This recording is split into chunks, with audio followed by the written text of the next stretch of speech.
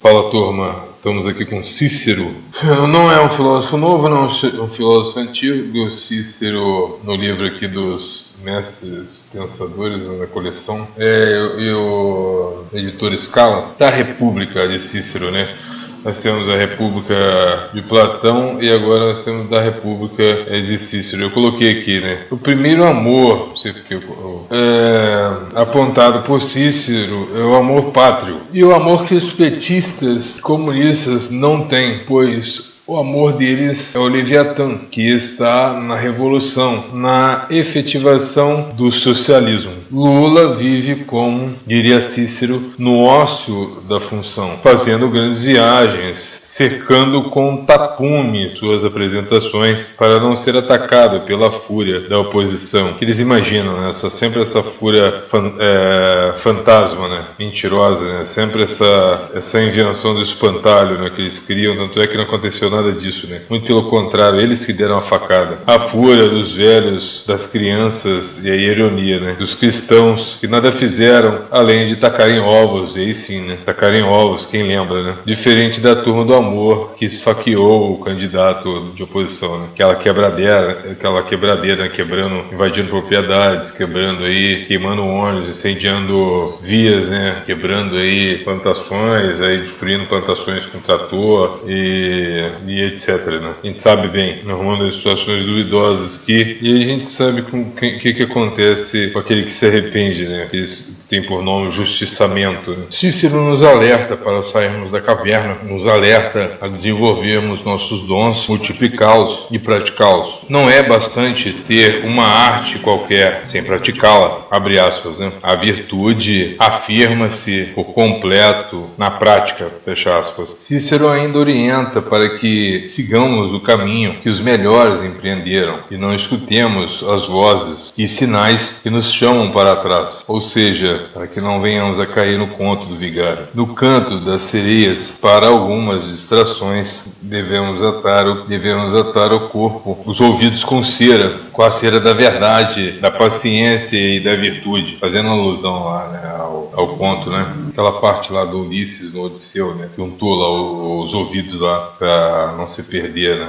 Para não ser morto pelas sereias. Abre aspas, né? Ulisses no conto. Ulisses, sabendo disso, elaborou a seguinte estratégia. Ordenou aos seus tripulantes que colocassem cera nos ouvidos e disse a eles para o amarrarem no mastro, pois ele queria ouvir o canto da sereia. Então, assim, ao contrário, né? Ele pediu para que os tripulantes colocassem cera no ouvido, para que os tripulantes não ouvissem, e no caso que amarrassem ele ao mastro. Quer dizer, ele ouviu o canto das sereias, mas amarrado ele não teve um fim trágico, pois ele queria ouvir o canto da sereia. Ele ainda complementou, abre aspas, mesmo que implorasse, xingasse ou ameaçasse demiti-los, eles não deveriam desamarrar do mastro. Então fica claro que ele ordenou que seus ajudantes colocassem cera nos ouvidos e ele ficasse amarrado ao mastro para ouvir o canto das sereias e não ser, digamos, dominado por elas, né? É lógico que para os nossos dias é o canto das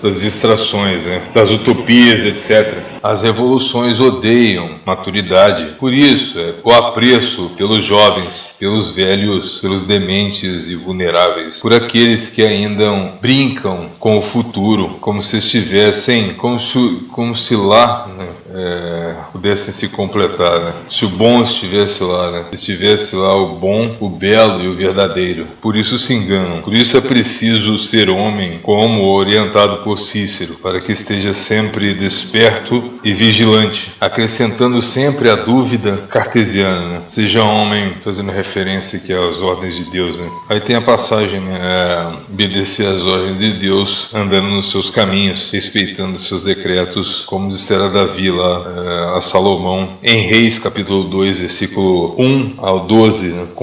portare extorvir. Como diria Cícero, a pátria não nos gerou, nem educou, sem esperança de recompensa de nossa parte, e só para a nossa comodidade e para procurar retiro pacífico para a nossa incúria, lugar tranquilo para o nosso ócio, mas aproveitar em sua própria utilidade as mais numerosas e melhores facilidades de nossas almas, deixando somente que a ela possa sobrar para o nosso uso privado. Cícero lembra a importância do silêncio e do descanso, como a teoria do arco e da flecha, onde assim como o arqueiro precisa afrouxar as cordas do arco, em repouso está a nossa condição, pois para o homem faz bem algum tempo de ócio, para que não entre em parafuso por causa das tensões da vida. Precisamos saber lidar com as perdas, assim como Platão, que se multiplicou após o fim de Sócrates. Às vezes nos encontramos tão amarrados e cegos, guiados por gurus, por uma namorada, por um governante, que não nos sobra tempo para o que realmente precisamos fazer. Por isso é preciso dar valor ao tempo, né? Eu já diria Sêneca. Devemos ter cuidado com as investidas da esquerda, pois é prudente tomar as rédeas quando não se pode conter os desalmados da esquerda. Não é bom, recomenda o autor, expor-se na luta com adversários imorais, pois só abrem a boca para dizer mentiras, para provocar os homens de grande virtude. E aí Cícero diz que governar, abre aspas, é para idiotas, pois os sábios não aceitariam facilmente correr o risco de perder o que levaram anos para conquistar, ou seja, perder o respeito, perder os valores, o bom senso.